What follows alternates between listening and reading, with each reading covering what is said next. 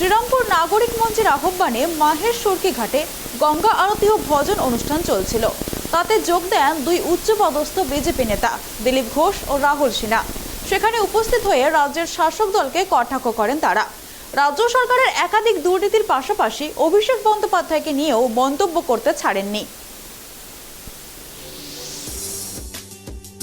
শ্রীরামপুর নাগরিক মঞ্চের আহ্বানে মাহেশ সরকি ঘাটে গঙ্গা আরতি ও ভজন সন্ধ্যার অনুষ্ঠানে যোগ দিতে আসেন দিলীপ ঘোষ ও রাহুল সিনহা। দিলীপ ঘোষ বলেন, পঞ্চায়েতে বিরোধী শূন্য করার চেষ্টা গতবারও করেছিলেন ওরা, তার ফল 2019 সালে তার প্রতি উত্তর পেয়েছিলেন। এবারও চেষ্টা করে দেখুন, বাংলার মানুষ আগে নিশ্চিহ্ন করে সেটা সময়ই বলবে। তৃণমূল দলটাই তো লোকাল পার্টি হয়ে গেছে, টিএমসি আমাদের কোনো শাখা নাই, এই ব্যানারই লাগবে। এখন অভ্যাসটা যায়নি। অখিল ভারতীয় তৃণমূল সর্বভারতীয় তৃণমূল মন্ত্রী লেখা হচ্ছে। স্বপ্ন দেখতে আপত্তি নেই। মাও কানা ছেলের নাম পদ্মলোচন দেয়, আমরা দেখেছি। অভিষেক বন্দ্যোপাধ্যায় খুব সাধারণ হয়ে গেছেন, আরও সাধারণ হয়ে যাবে। কত বড় বড় নেতা ছিলেন, তিহারে এখন জল চেয়ে খেতে হচ্ছে। অসাধারণ এখানে চলবে না।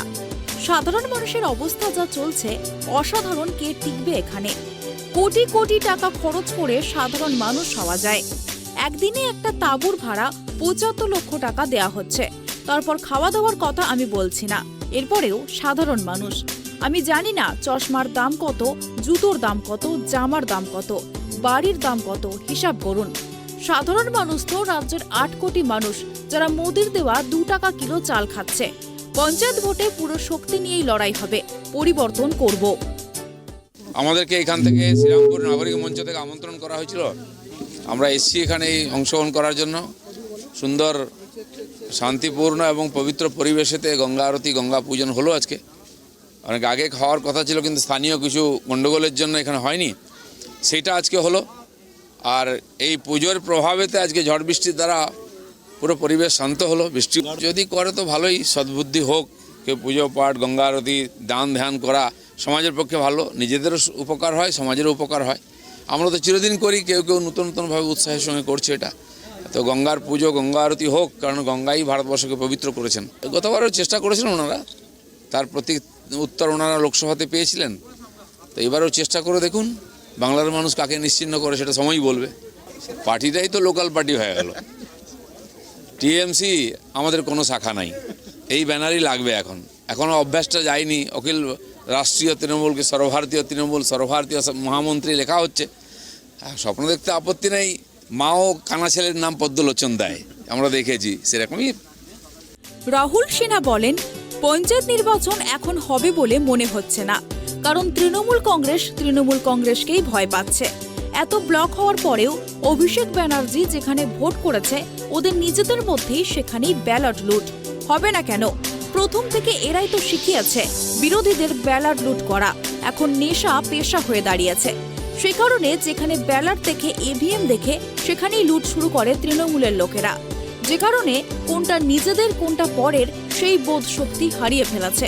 এই পার্টির শৃঙ্খলা, বিশ্বাসযোগ্যতা নেই। পার্টির রাশ এখন মমতা ব্যানার্জির হাতেও নেই, অভিষেক ব্যানার্জির হাতেও নেই। এখন তো দেখে বোঝা যাচ্ছে অভিষেক ব্যানার্জির অসহায় অবস্থা। এত আবেদন নিবেদন হুমকির পরেও একের পর এক ব্যালট লুটের ঘটনা ঘটছে। না, পঞ্চায়েত ইলেকশন তো এখন হবে না, এটাই আমার মনে হচ্ছে। তার কারণ হচ্ছে যে তৃণমূল কংগ্রেসকে ভয় পাচ্ছে। আপনি দেখলেন না, এত বলা কওয়ার পরেও অভিষেক ব্যানার্জি যেখানেই ব্যালটে ভোট করেছে, ওদের নিজেদের মধ্যে সেখানেই ব্যালট লুট হবে না কেন? প্রথম থেকে এরাই তো শিখিয়েছে বিরোধীদের ব্যালট লুট করো। অতএব ওটা এখন নেশা পেশায় দাঁড়িয়ে গেছে। সেই কারণে যেখানেই ব্যালট দেখে, যেখানে ইভিএম দেখে, তৃণমূলের লোকেরা লুট শুরু করে। সেই জন্য নিজেদের কোনটার পরের কোনটায় বোধ শক্তি হারিয়ে ফেলেছে। সেই কারণে এই পার্টির না কোনো বিশ্বাসযোগ্যতা আছে, না কোনো শৃঙ্খলা আছে। পার্টির রাশ মমতা ব্যানার্জির হাতেও নেই, পার্টির রাশ আপনার অভিষেক ব্যানার্জির হাতেও নেই। এখন তো দেখে বোঝা যাচ্ছে অভিষেক ব্যানার্জির অসহায় অবস্থা। এত আবেদন, এত নিবেদন, এত হুমকি, তারপরেও ব্যালট লুট হচ্ছে একের পর এক। তার মানে গায়ে মানে না আপড়ে মোড়লের মতো অবস্থা এখন অভিষেক ব্যানার্জি রয়েছে, নিচে কেউ ওর কথা মানে না।